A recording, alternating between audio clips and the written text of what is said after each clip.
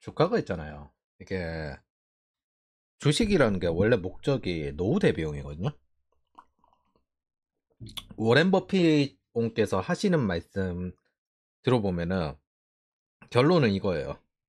야, 니네들 S&P 500을 추종하거나 대다수 사람들은 S&P 500 수준을 못 쫓아가. 그런데 만약 니들이 조금 더 S&P 500보다 더 많이 벌고 싶다. 그러면은 작은 기업, 흔히 우리가 찾는 성장주, 요런 것들에 대해서 제대로 이해를 해서 거기에 올인을 해라. 나중에 되면 S&P 500에 수렴을 하지만은 그게 일정 기간 동안은 S&P 500 이상으로 오버퍼폼을 한다. 대다수 100만 달러 이하 사람들은 정말 제대로 투자를 한다면 이게 될 수 있으나 그렇게 할 수 있는 사람들이 거의 없다. 그러니까 그냥 S&P 500 사거나 버크셔에서 사라. 그리고 이 목적은 노후 대비용이다. 요걸 이야기해 주거든요. 이게 노후 대비용이지. 즉 평범한 사람들이 평범하게 노후를 맞이할 수 있는, 언젠가 우리가 일하지 못하는 순간이 오니까 그런 용도를 위한 대비용인데, 요걸 가지고 마치 경제 성장이 어찌 되고 이런 걸 따져요. 경제 성장이 인플레이션은 맞는데 그 인플레이션에서 금융화 된 만큼 이렇게 오르는 거지. 그렇게 따지면 우리나라 경제 성장은 부동산이 됩니다. 우리나라는 주가보다 부동산 본위제가 더 가까우니까. S&P 500 수익률이 압구정 부동산 수익률이랑 거의 비슷하거든요. 대출이나 이런 거 쓱 빼고 나면.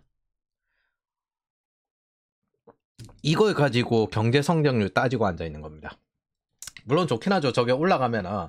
근데 S&P 500은 미국민의 노후 자금만 들어간 게 아니에요. 노르웨이 연기금, 국민연금 같이 그럴듯한 복지국가 자금도 여기에 다 들어가 있기 때문에 오르면 좋아요. 그래서 평범한 시기에 미국민의 지지율은 S&P 500을 쫓아가는데 이게 평범한 시기 때 그렇습니다. 그리고 지금은 평범한 시기가 아니죠. 돈을 있잖아요. 무제한으로 풀면은 주가는 원래 올라가요. 최근에 독일이 재무장을 선언하면서 무제한 지출을 공언했는데, 예, 금리 내리면서 독일이 디플레이션 돼서 금리 내리면서 주가가 좀 올랐는데 여기 위가 더 올랐어요. 독일 청년들은 죽었습니다. 진짜. 농담 아니라 미래 없이. 사실 유럽 자체가 청년들이 일만 하면서 돈만 벌고 있는데 신자파들이 만들어 놓은 이 시기죠. 이렇게 갑자기 급등을 해요. 이 기대감 때문에. 근데 가장 대표적인 이런 돈을 풀어가지고 돈을 풀어서 된 이 문제가 가장 많이 나온 것이 아르헨티나입니다. 아르헨티나 인플레이션율이거든요. 이거 5.5% 아닙니다. 52%입니다. 낮은 게 50%예요. 이것도 분기예요, 분기. 그리고 200%, 300% 이렇게 했습니다. 살인적인 인플레이션 관련된 내용들인데 여러분들이 착각하지 말아야 될 건 저 분기별 수치의 그래프 55%가 너끈히 넘어간다는 겁니다. 이게 5.5%가 아니에요. 275%라는 뜻입니다. 인플레이션이. 그것도 분기예요, 분기. 아르헨티나의 포퓰리즘 좌파 정책으로 이거 집을 공짜로 그냥 계속 주는 거였거든요. 요거 똑같이 일어난 게 저희 리먼 브라더스잖아요. 보통 주택을 공급하는 이유는 임대료를 낮추기 위해서 주택을 공급하는데 모두가 집을 가지는 정책을 하겠다라고 하면서 대출을 엄청 뿌려주다가 만들어진 게 저기 리먼 브라더스입니다. 그 당시에 스트리퍼, 대학생 알바들이 보통 하거든요. 스트리퍼들조차도 집이 두 채, 세 채가 있었을 정도니까. 이 대책 없는 인플레이션을 끊어낸 게 밀레이입니다. 여기가부터 쭉 떨어지는 거. 한국의 좌파 언론들은 밀레이의 엄청난 개혁에 모두 반발했습니다. 뭐 JTBC, KBS, MBC 다 똑같아요. 사회 혼란을 만들어 놨다라고 하면서 이 사람은 그냥 이거 솔직히 특별한 거 하는 거 아니에요. 이거 미국에도 예전에 저런 비슷한 게 있었어요. 레이건 당시 폴 볼커들이 했습니다. 그냥 통화파의 저 방식인데 혹독한 실현을 요구해요. 저 인플레이션을 잡기 위해서는. 그러나 그 혹독한 실현을 그대로 받아들이고 통화학파가 이야기하는 대로 하면요. 데이터 디펜던시가 됩니다. 그럼 뭐 정부가 할 일도 없고 정치가 없어져요. 문과가 없어져요. 그냥 계량 통계식으로 움직이게 돼요. 이 통화에 대해서. 두 번째, 중앙은행이 재량적으로 할 게 없어집니다. 중앙은행이 재량적으로 하다가 튀어나온 게 리만 브라더스거든요. 이번에도 똑같아요. 파월이 재량적으로 하다가 튀어나온 게 지금 현재 인플레이션입니다. 끈적한 인플레이션이죠. 그러면서 침체는 막았는데 보면은 저기 대중은 다 작살나 있어요. 그래서 이런 시카고 학파식 정책, 슈페터 정책을 케인즈주의자들, 정부 주도의 경제 성장을 추구하는 자들과 마르크스주의자들, 중앙집권적 계획을 싫어하는 사람들이 제일 싫어합니다. 정부 재정을 뿌리지 말라고 하니까 빨리 정부가 개입해라. 이걸 바라는 거예요. 그리고 통화 유동성을 줄이고 실질 임금의 개념으로 접근합니다. 실질 임금의 개념이 뭐냐? 인플레이션이 2%인데 내가 인플레이션이 예를 들어 20%인데 내 임금이 20% 올랐으면은 사실 남는 게 없잖아요. 인플레이션이 2%인데 내 임금이 5% 올랐으면 3%가 남습니다. 그래서 남는 실질 구매력을 뜻하는 게 실질 임금입니다. 이 개념을 통화학파에서 제시했거든요. 밀턴 프리드먼이. 그래서 인플레이션에는 혹독한 실현을 요구하는 게 이 통화학파의 개념입니다. 이거 시장 중심 개념이죠. 그래서 한국에 디플레이션이 필요하다고 이야기하는 것도 청년들의 구매력이 너무 떨어졌는데 20대 내내 떨어졌다가 30대까지 와서 지금 이러고 있기 때문에 혹독한 실현이 한번 필요하다 생각을 합니다. 그래서 스태그플레이션 때 해본 전례가 있어요. 사실은 이게 뭔가 새로운 건 아니에요. 그냥 그거를 여러 가지 정치적 이슈와 기득권 이슈로 못하던 걸 제대로 해보고 있는 게 지금 아르헨티나 밀레이랑 그 다음에 저쪽에 그 트럼프입니다. 단지 입장이 좀 다른 게 트럼프는 엄밀해서 지금은 이제 관세 개방해서 열면은 조져요. 그거는 밑에서 이야기를 할 거고.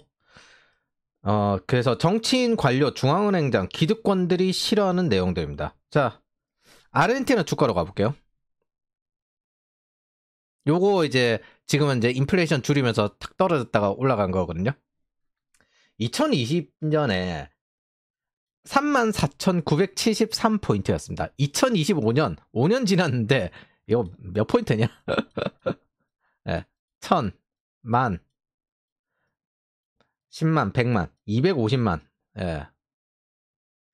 경제 성장은 인플레이션이 맞아요. 근데 사람들의 실질 임금이 어떻게 증가하느냐? 이런 게 중요합니다.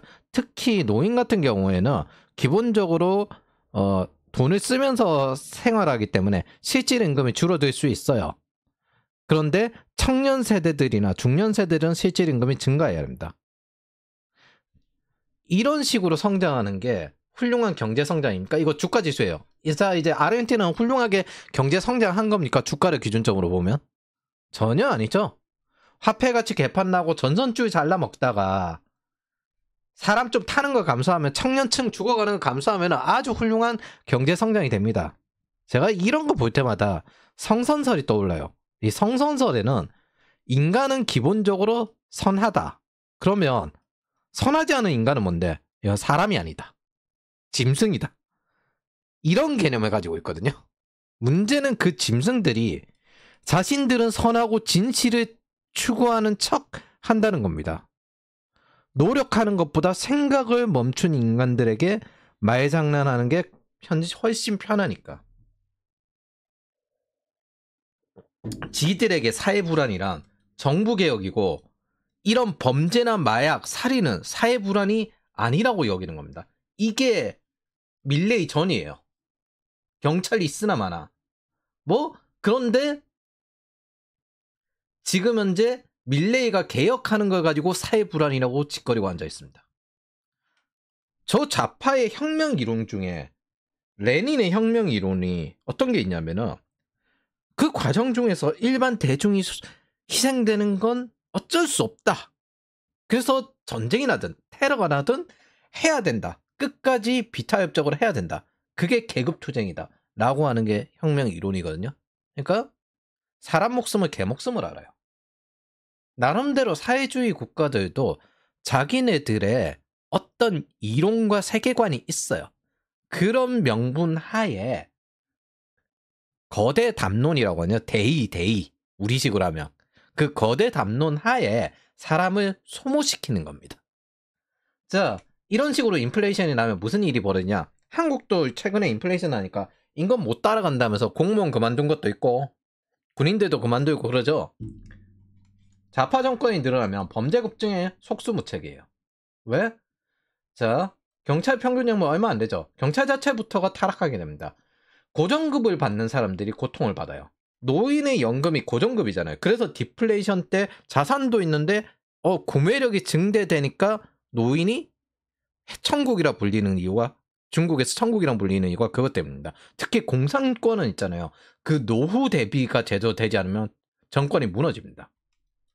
이런 인플레이션의 경우 고정급을 받는 공무원, 군인, 경찰들의 실질 임금 가치가 떨어집니다. 그래서 사회에 행정이 유지가 안 돼요. 더욱 불안이 강력해집니다. 연금을 받는 노인들과 아직 자산이 없는 청년들은 구매력이 줄어요. 그래서 미래 세대에, 미래를 만들어야 될 미래 세대의 노동 의욕은 계속 떨어집니다. 반면 자산이 있고 자리를 잡은 한 차례의 중년들은 이걸로 이익을 얻어요. 날로 처먹습니다. 그러니 더더욱더 일을 안 해서 노동 의욕이 떨어져요. 밀레이고 트럼프도 마찬가지입니다. 청년이 지지해서 당선이 되었습니다. 이걸 모두 극우 취급하는 게 우리가 지금 겪고 있는 글로벌적 신자파적 세상입니다. 자, 저 50% 인플레이션이었습니다. 최소가 200%까지 270%까지 올랐고요. 한국 인플레이션 얼마나 됐죠? 최대가 6.3%였습니다. 요때부터 잡겠다고 지금 이제 열심히 긴축을 했죠. 솔직히 저는 저 사람들의 정치적 목적에 대해서는 관심이 없습니다. 중요한 건 나의 자유, 특히 그 자유에서 경제적 재산권을 제도적으로 그리고 경제적으로 그리고 인플레이션으로 침해하다 못해 이 경제 시스템을 무너뜨리는 걸 못 참는 것 뿐입니다. 그럼 이제부터 짐승이죠. 싸울 이유가 충분하고도 남습니다. 자유에는 책임이 따르고 내 재산과 내 목숨은 내가 지켜야 되니까. 개인의 정치적 목적이 개인의 경제적 목적보다 우월하다고 여기는 이 짐승들은 언제나 싸워야 하는 게 자유주의자들의 숙명입니다. 그렇지 않으면 타협을 통해서 돈으로 평화를 사려고 하면 다시 푸틴처럼 오는 거예요. 노예처럼 되는 겁니다. 그런 건 평화가 아니죠. 멍청해서 하는 자연사는 지들이 해야지 왜 다 같이 합니까? 절박한 건 쟤들이 절박해야지 왜 내가 절박해야 됩니까? 그리고 저는 적어도 제 S&P 500의 수익이 평범한 미국 민중을 다 죽여가면서 이렇게 되길 바라지는 않습니다. 심지어 그 주가를 부양하겠다고 이야기한 것들이 불평등을 외치던 것들입니다. 최소 트럼프에 대해서 비판할 수는 있어요. 그래, 어떤 사람은 손해를 보니까 모두가 좋은 걸 만들 수는 없어요. 근데 바이든 노믹스를 옹호하는 건 있잖아요. 인간 이하의 짐승입니다. 이게 글로벌에 펼쳐놓은 거예요. 미국 민중 수준이 아니라 글로벌에다가 어마어마한 영향을 미쳐놨는데 이건 진짜 인간 이하의 짐승입니다. 세상은 원래 우스꽝스러워요. 그래서 이 사람의 경제정책을 제가 좋게 보는 거예요. 뭐? 욕을 들어 처먹으면서 긴축 재정을 했으니까 균형 재정을 안 했다고 비판하는데 균형 재정을 한 이유가 없어요. 인플레이션 잡는 거 최우선으로 하는데 긴축 재정을 해야지. 안 그러면 경제 시스템 자체가 무너지는데 이걸 균형 재정을 어긴 자들이 비판하는 꼴입니다. 심지어 뭐 이 인플레이션을 만든 게 균형 재정을 어겨서 만들어진 거잖아요. 그거를 추종하던 자들이 이 균형 재정이 안 됐다고 비판하고 있습니다. 세금 계속 늘려가면서 부채 늘려가면서 좌파들의 인민전선 전략은 쉽잖아요. 최근에 3%나 어피티라는 곳이 경제방송인 척 위장해서 선동하고 있습니다. 지금 경제 효과를 따지기 전에 트럼프 행정부가 임기 1개월 됐습니다. 임기 1개월. 제가 전편에 UCLA 교수마저 노숙을 한다고 그 전에 말했어요. 2023년, 2024년. 특히 트럼프 노믹스는 이제 1개월 됐습니다. 정책 효과는 보통 거시이기 때문에 2년에 걸쳐서 나타납니다. 최소. 회사조차도 이거 정책을 시행하면 짧아봐야 6개월에서 1년이에요. 근데 미국 정도 되는 거대한 국가가 분기도 아니고 1개월 만에 선동을 하고 있어요. 이건 뭔 뜻이에요? 일단 네 임기를 어떻게든 조져놓겠다. 사전에. 시작하기 전부터 조져놓겠다. 나는 이거 승복 못해. 이거 하겠다는 거잖아요. 한국도 같아요. 처음부터 막고 방해하겠다는 거잖아요. 정부 자금에 의존적으로 살아가는 것들이 인플레이션 요인으로 작용하니까 의도했던 안 했던 여기에 대해서 동조했던 책임이 있고, 그리고 저는 신자파가 아니기 때문에 의도를 보지 않습니다. 신자파들은 머릿속에 있는 의도를 봐요. 근데 우파 자유주의자들은 기본적으로 제도를 봅니다. 그 머릿속으로 어떻게 해? 무슨 생각을 하는지 각각 다 다르잖아. 그걸까지 왜 검열을 해? 신자파들은 그 머릿속에 그 개념을 바꿔야 된다. 그래서 문화적 헤게모니 잡고 문학적으로 잡고 언어 철학을 이용해서 언어를 통해서 지배를 해야 된다 여기는 겁니다. 그래서 맨날 혐오라든지 이런 단어를 붙이는 거예요. 그 의도? 마르크스라고 지가 이 정도로 사람 많이 죽였을 줄 알았을까요? 독일하고 중국이 마르크스 탄신일에 정기적으로 모이거든요. 그때도 독일이 말을 해요. 물론 이제 우리가 마르크스에 의해서 이렇게 모이지만은 마르크스주의로 인해서 많은 사람이 죽은 거에 대해서 잊으면 안 된다라고 합니다. 마르크스도 자기가 이렇게 사람 많이 죽일지는 몰랐을 거야. 자, 미국 서민경제 붕괴했다고 이제 나오는데 이거 이미 그 이전에 한참 전에 붕괴했죠? 달걀 올라가기 전에? 무엇보다 인플레이션을 잡는 과정에서 지출 감소가 필요했는데 그게 싫은 거예요. 이미 이거는 예전에도 해봤던 거고 어떻게 하는지는 다 알고 이론도 다 있어요. 이건 경제 정책이라고 하기 전에 원래부터 있었어요. 정석이었어. 정석. 케인즈주의가 그때 이후부터 안 맞기 시작했어요. 통화학과 이후부터. 근데 끝까지 정부의 정치하고 연결되어서 해보려고 하는 거예요. 대다수 정치인, 경제학자는 대부분 이게 정석이란 걸 알아요. 어떻게 자꾸 혹독한 실현이 필요한지 이걸 해봤기 때문에 스태그플레이션을 그렇게 잡았습니다. 근데 지속적으로 통계로 보니까 오히려 이전보다는 요즘이 데이터 디펜던시 하기가 편해졌습니다. 그러니까 꺼뜨린 겁니다. 왜? 알고도 이짓거리 하거든요. 경제 실험을 계속 해보고 싶거든. 아, 저거 못 이길 것 같은데 저거를 어떻게든 정부 돈을 써가지고 어떻게 조작하는 방법이 없을까? 그리고 난 다음에 민중 다 뒤진 게 지금 현재 상태잖아요. 이런 자들에게 예예거리면서 노예 속이면은 권위를 인정하겠다라고 하면 노예 도덕입니다. 경제 실험도 저들이 했어요. 책임은 져야지. 그러면서 뭐라고 하냐면 다시 어려운 사람들을 구해야 된다라고 하면서 이것들이 어떤 짓거리인지 제가 트위터로 다 들어가 봤습니다. 미국 같은 경우는 전부 그 X나 이런 SNS 중시하잖아요. MMT의 스테파니 케이튼이나 스티글리츠가 스테파니 케이튼이 저거 하고 난 다음에 뭐라고 했냐면 그레이트 웨이 MMT 인플레이션 그렇게 한창해서 사람들 뒤지고 있는데도 그 소리 했고, 스티글리츠 같은 경우에는 환경 경제학자로서 새로운 책 출판하는 곳에 들어갔습니다. 이제 내 말년에 새로운 책을 쓰겠다. 결국에는 내가 틀렸다라고 이야기하는 건 폴 크루그먼 하나밖에 없었어요. 그래서 제가 폴 크루그먼이 마음에 안 들어도 세상이 필요한 사람이다라고 생각을 하는 겁니다. 세상이 좋기만 한 건 없으니까 견제할 사람도 있어야 되니까. 그러면 한창 여기에 동조했던 철학자들 중에 슬라보의 지적은 쓱 빠져가지고 그때부터 갑자기 파시스트 이야기라고 했습니다. 우리가 팬데믹 때 슌페터주의자들이 경영학 계통이나 이쪽으로 많이 갔는데 이제부터 정부가 강력하게 드라이브하는 시기가 올 것이다. 민주주의가 많이 파괴될 것이다. 그 이야기를 했거든요. 왜냐하면 팬데믹 시기만큼 민주주의를 파괴시킨 경우가 없었으니까. 민주주의 파괴는 있잖아요. 기본적으로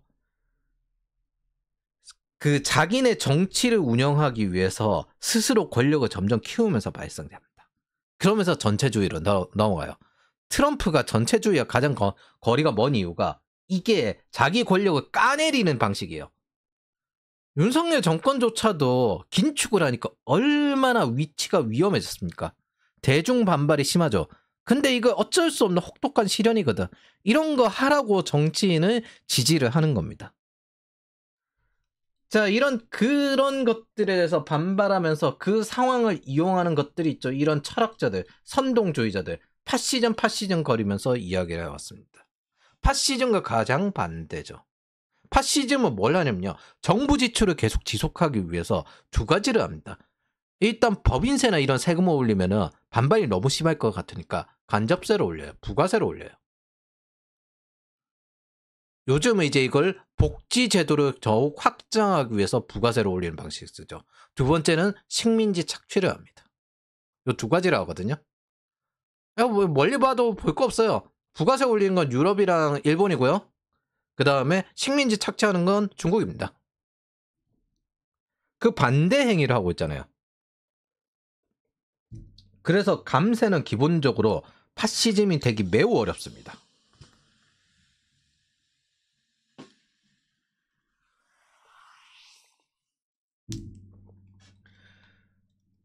그렇게 자기네들 좌파 운동에 방어 태세를 취했습니다. 이들은 모두 인플레이션 고통에 입 다물고 책임을 회피하고 선한 척 다시 위장을 시작합니다. 거북이나 공벌레처럼 몸을 둥글게 말아가지고 다시 이 어려운 시기를 이용해서 혁명을 준비하고 있습니다. 그 대가를 다 치르게 만들어야 합니다. 경제 효과는 지금 현재 나오지도 않았어요. 트럼프 행정부의 경제 효과는 나오지도 않았습니다. 그저 주가의 기대감, 스마트머니 뭐 이것만 달라졌을 뿐입니다. 최소한 이런 것들 있잖아요. 1년 뒤에나 평가할 수 있어요. 실물 경제가 뭐 한 달 만에 달라집니까? 인턴도 최소한 6개월은 평가를 합니다. 이런 사고친 자들은 위장하면서 일생의 평가도 거부하고 최대한 말장난을 거리죠. 이런 자들이 추종하는 신마르크스주의를 뭐라고 하냐면 비판 이론이라고 합니다. 그런데 이거 문화적 헤게모니 잡는데 헤게모니를 왜 잡냐면 그 중에서 가장 잘 헤게모니 잡는 게 문학 계통입니다. 그래서 도고 동문학가 뭐 이런 사람들이 이런 거에 굉장히 익숙해져 있거든요. 그럼 문학을 잡아서 뭐 한대? 언어를 가지고 조작질을 걸어서 사람들의 프레임을 조작질해요. 이런 것들이 아예 학파로 하나 남아 있어요. 그저 제가 좀 미국 시장이 부러운 건 그래도 사람의 격이 다르다. 청년 세대들에게 부동산 공급이 부족하다거나 기성세대가 실수했다는 걸 인정하는 상류층이 많다는 겁니다. 우리나라 부동산 유튜버들 보면은 전부 다 부동산 가격 떨어졌다 뭐 이렇게 하잖아요. 미국 같은 경우 부동산 유튜버들 보면은 물론 부동산 이제 사시는 부동산 보유자들에게는 불만일 수 있으나 이런 하락장이 청년들이 부동산을 취득할 수 있는 좋은 기회가 될 수 있다라고 하면서 전체적인 경제 시스템을 이야기합니다. 레이 달리오가 결국 기성세대들이 돈을 풀어서 청년들에게 이렇게 부채를 넘겨줬다라고 하면서 이야기를 하거든요. 이런 것들이 있어요. 근데 우리나라는 없어요. 개쓰레기입니다. 한국은 MZ 거리면서 기성세대는 가스라이팅만 했습니다. 자, 그럼 이제 숫자로 가보죠. 미국의 빈곤 현황. 요게 2024년 통계는 아직 안 나왔어요. 2023년 9월 통계거든요. 9월 통계인데 전체 빈곤은 18.2%. 미국의 근데 빈곤율은 우리나라의 상대적 빈곤율과 달라요. 이거는 우리나라는 상대적 빈곤율이기 때문에 죽는다는 수준은 아니에요. 실시간으로 가난해진다 수준은 아니에요. 그냥 그 빈곤하게 살고 집이 점점 안 좋아지고 있네. 그럼 이제 후원을 받아야 되고 정부 지원을 받아야 되고 이런 것들입니다. 뭐 6.25 이제 유공자분들 같은 경우도 어려운 곳에 사는 경우도 있고.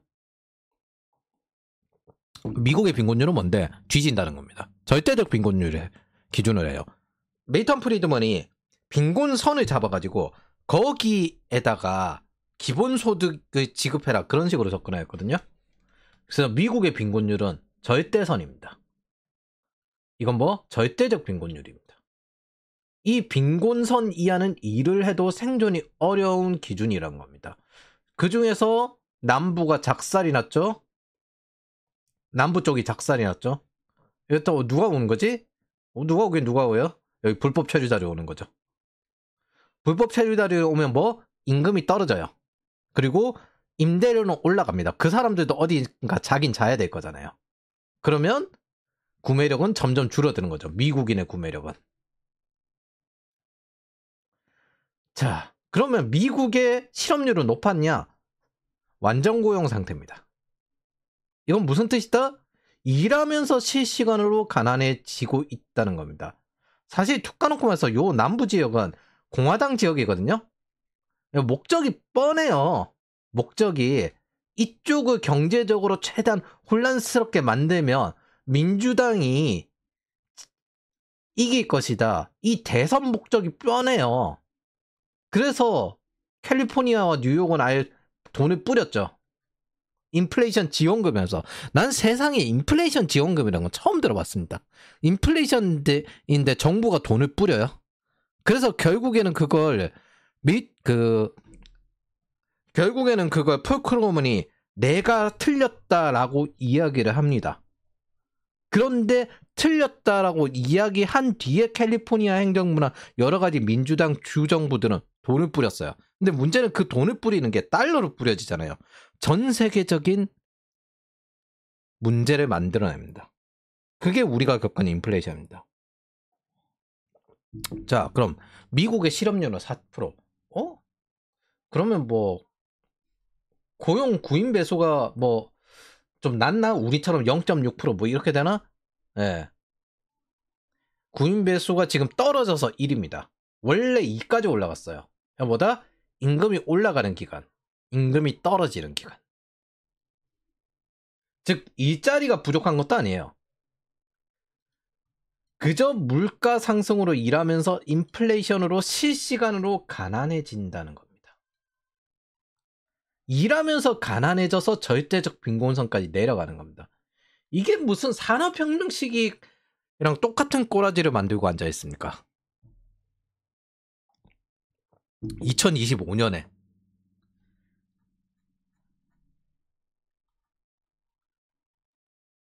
2024년을 보면 빈곤 현황이 점점 더 나빠지는 게 보이고 있습니다. 모르긴 몰라도 빈곤율이 2023년보다 훨씬 올랐을 거예요. 이 상태에서 트럼프 임기 시작이면 이제 트럼프가 지금 하는 것도 이해할 수 있어요. 자, 누가 봐도 이거는 쇠락하고 있는 거잖아요. 요거랑 똑같잖아. 이미 이전에 민간 경제는 쇠락하고 있다고. 이렇게 떨어지고 있는데 쇠락하고 있는 거예요. 바이든 때였습니다. 임기 이때 시작했어. 이때 시작했어요. 지금 점 찍어 놓은데 최대한 실질 임금을 올려야 됩니다. 뭐 구매력을 복구를 시켜야 돼요.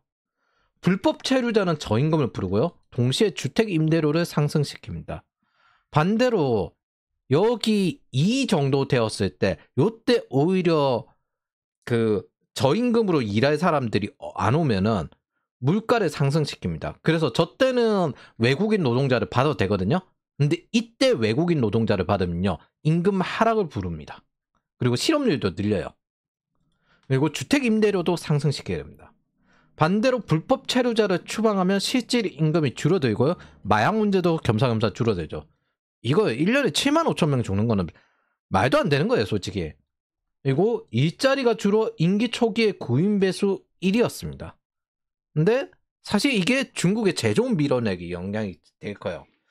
쟤네들이 중국이 지금 하고 있는 게 뭐냐면은 자기네들 조광과 알루미늄을 최대한 밀어내요. 외국으로.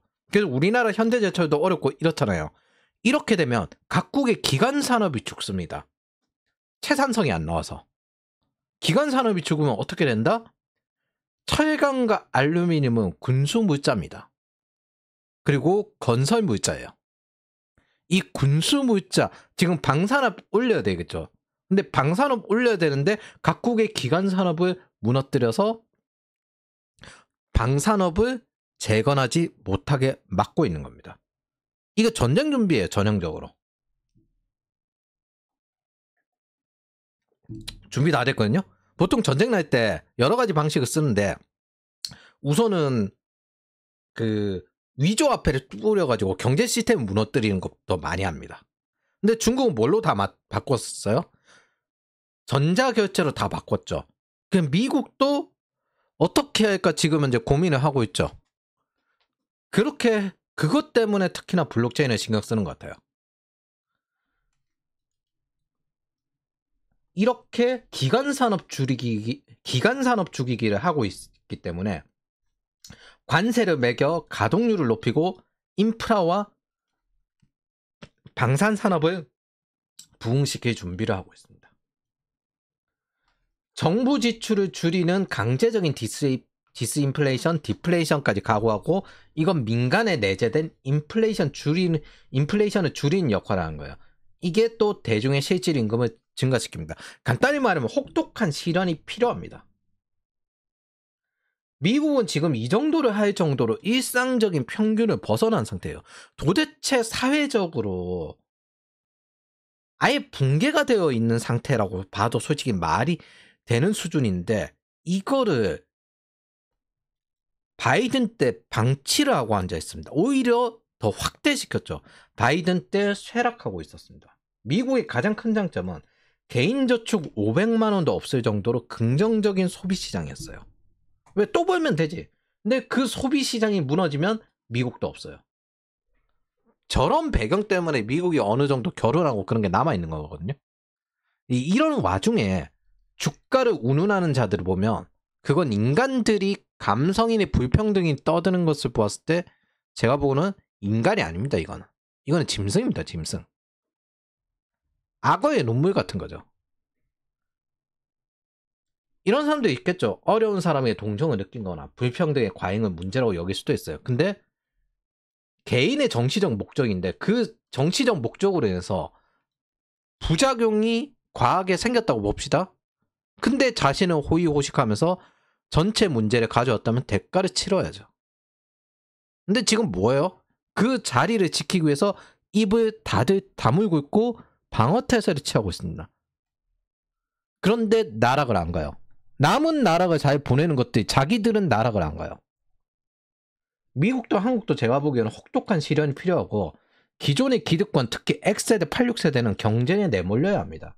이 사람들이 평생 경쟁을 하기 싫다고 살아오던 사람들이거든요. 경쟁 과잉 때문에 우리가 힘들다 이러면서 그들이 그토록 비판하던 계급 이동성 부족의 대가를 치러봐야 된다. 뭐 곧 10년 동안 올 건데 자기네들 일자리 갈 데가 없거든요. 이제 50대쯤 되면. 세상이란 거 우스꽝스러운 겁니다. 원래부터. 평소에는 금융화를 욕하던 인간들입니다. 저들은. 근데 주가가 떨어지니 경제가 문제라고 해요. 자, 이 사람들 보면 있잖아요. 대한민국 자살위기 4050 이거 옛날부터 이 사람들 범죄율이 따라 올라가거든요. 58개띠 2012년 58개띠는 왜 이렇게 범죄율이 높을까? 그리고 이제 60대 되니까 2023년 여전히 범죄가 부쩍 늡니다.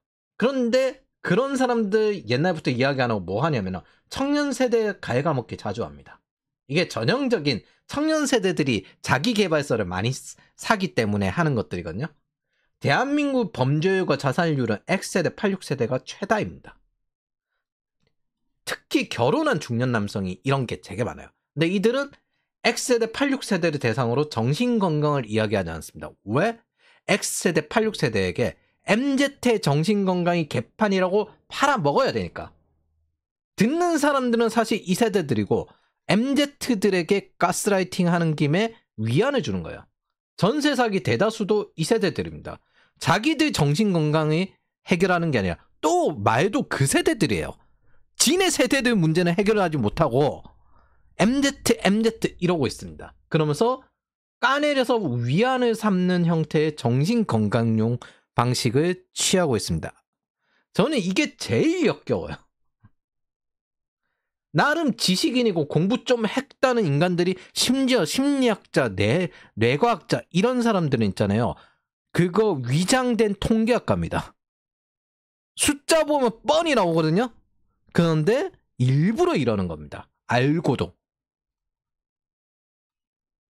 자, 도파민 때문에 박살났다고 하죠. 그러면서 인스타그램이 세상을 망쳤다. 도파민 중독이라면서 인스타그램을 차단합니다. 그런데 보세요. 세상을 망친 게 인스타그램입니까? PC주의, 사회주의입니까?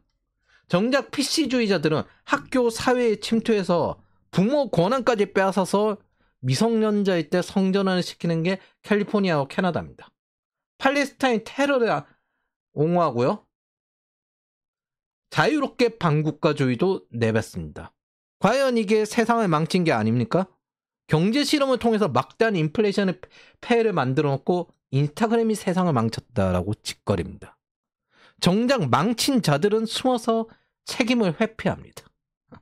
이 망친 얼굴 덩어리들 모두 책임을 회피합니다.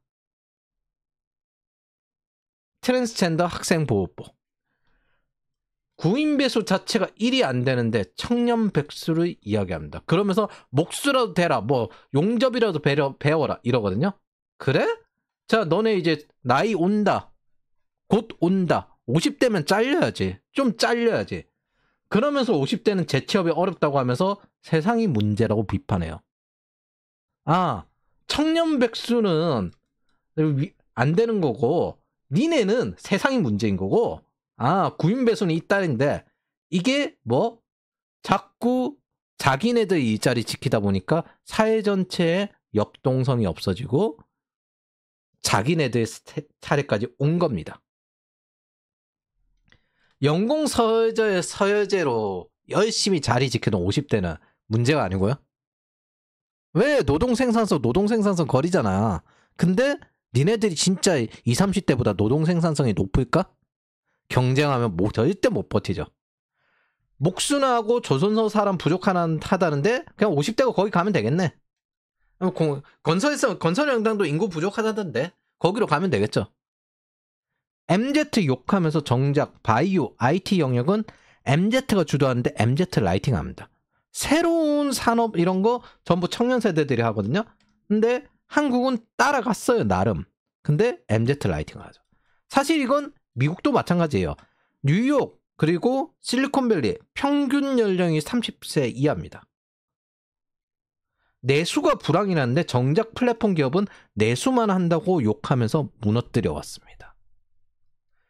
MZ는 욕하면서 그 MZ가 해외 진출하니까 인재 유출이라고 욕합니다.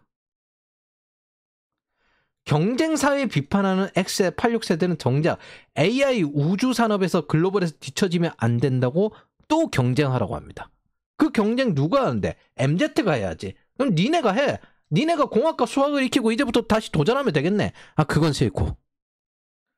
저출산이라고 청년에게 단칸방에서 시작하라고 해도 자기 자식은 절대 그렇게 못해요. 사실은 청년들 어깨에 기생하고 싶은 기생충들이죠. 일생이 기생충들입니다. 나이 들어서 일 안 하고도 계속 돈 늘리고 싶은 자들. 이런 욕심들이 보통 부동산으로 가거든요. 그래서 전세 사기가 나요. 프랑스, 이게 유럽을 기준점으로 하기 때문에 프랑스 이런 거랑 똑같아요. 죽을 때까지 일할 수 없다. 그것도 엠빙신이지.